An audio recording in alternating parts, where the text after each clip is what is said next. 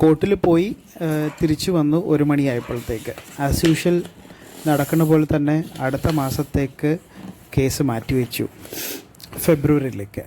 പിന്നെ ഒരു പ്രത്യേകത എന്താ ഉണ്ടായെന്ന് വെച്ചാൽ, ജഡ്ജ് എന്നോട് ചോദിച്ചു, നിങ്ങൾ എന്തെങ്കിലും ഒരു അഡ്ജസ്റ്റ്മെൻറ്റിന്, ഒരു കോംപ്രമൈസിന് എന്തെങ്കിലും തയ്യാറാണെങ്കിൽ ഒരു മീറ്റിംഗ് വെക്കാമെന്ന് പറഞ്ഞു ഓപ്പോസിറ്റ് പാർട്ടിയുമായിട്ട്.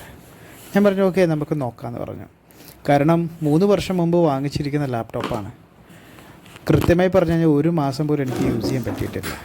അത്രയധികം പ്രശ്നമാണ് ഈ ലാപ്ടോപ്പ് എനിക്ക് ഉണ്ടാക്കി വെച്ചിരിക്കുന്നത്. കാര്യം എനിക്ക് കുറേ നാശനഷ്ടങ്ങളുണ്ട്. എന്ന് വെച്ചാൽ ഞാൻ എഴുതിക്കൊണ്ടുവര ഒരു 3 ബുക്സിൻ്റെ ഫുൾ ഡോക്യുമെൻറ്റ്സും പോയി. അതാണ് എന്നെ ഏറ്റവും കൂടുതൽ വിഷമിപ്പിച്ചുകൊണ്ടിരുന്നത്. കാരണം ഒരു 5 to 6 ഇയേഴ്സിൽ എൻ്റെ റിസർച്ചിൻ്റെ ഫലമായിട്ടുണ്ടായിരിക്കുന്ന കുറേ സാധനങ്ങളും ഡേറ്റാസും ഡോക്യുമെൻറ്റ്സും ടൈപ്പ് ചെയ്ത് വെച്ചിരിക്കുന്ന ഒക്കെ തന്നെ അതെല്ലാം പോയി. കുറേ കാലത്തേക്ക് ഭയങ്കര ഡിപ്രസ്ഡ് ആയിരുന്നു. പക്ഷേ അത് കമ്പനിയുടെ പ്രശ്നമാണെന്ന് അവരൊരിക്കലും ആക്സെപ്റ്റ് ചെയ്യുന്നില്ല. പ്രൊഡ്യൂസറായിരിക്കുന്ന ഡെല്ലും കൈമലർത്തി, സപ്ലൈ ചെയ്തിരിക്കുന്ന മൈജിയും കൈമലർത്തി.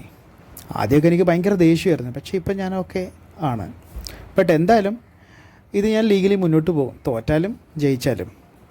കാരണം എല്ലാ ആൾക്കാരും ഇതിൻ്റെ ലീഗൽ സൈഡ്സ് ഒന്ന് അറിഞ്ഞിരിക്കേണ്ട ഒരു ആവശ്യമുണ്ട്. അല്ലെങ്കിൽ നമ്മൾ ചീറ്റ് ചെയ്യപ്പെടും. ആരെങ്കിലും ഒരാളെ ചോദ്യം ചെയ്യാൻ വേണ്ടായോ? കാരണം ഇത്രയും വലിയ കോടിക്കണക്കിന് രൂപ ഉണ്ടാക്കുന്ന ആൾക്കാർ ചെറിയ റെസ്പോൺസിബിലിറ്റീസ് എങ്കിലും കസ്റ്റമേഴ്സിൻ്റെ മേലിൽ ഉണ്ടാവണം. സാധനം വിറ്റഴിക്കാൻ മാത്രമല്ലല്ലോ അവരുടെ ലക്ഷ്യം. കാര്യം ഞാനും ഒരു ഓൺടർപ്രണറാണ്, എനിക്കും ബിസിനസ്സുകളുണ്ട്. എൻ്റെ സമയം പോലെ തന്നെ എനിക്ക് വളരെ ഇമ്പോർട്ടൻ്റ് ആണ് എൻ്റെ കസ്റ്റമേഴ്സിൻ്റെ. കാരണം അവർ പിന്നെയും വന്നാൽ മാത്രമേ എനിക്ക് കച്ചവടം ഉണ്ടാവുള്ളൂ. അവരുടെ നല്ല ഫീഡ്ബാക്ക് ഉണ്ടെങ്കിൽ മാത്രമേ എൻ്റെ ബിസിനസ് നല്ല രീതിയിൽ ഡെവലപ്പ് ചെയ്യത്തുള്ളൂ. അത് ഓരോ ഓൺടർപ്രണേഴ്സും മനസ്സിലാക്കിയിരിക്കണം. അതുകൊണ്ട് തന്നെയാണ് ഞാനത് ലീഗലി പോയത്. ചില ആൾക്കാർ ചോദിച്ചു എന്തിനാണ് വെറുതെ ഒരു ലാപ്ടോപ്പ് മേടിക്കാമല്ലോ. പക്ഷേ എനിക്ക് ഒത്തിരി നഷ്ടങ്ങളാണ് അതിനകത്തുണ്ടായത്, എസ്പെഷ്യലി ആ ബുക്സിൻ്റെ കാര്യത്തിൽ.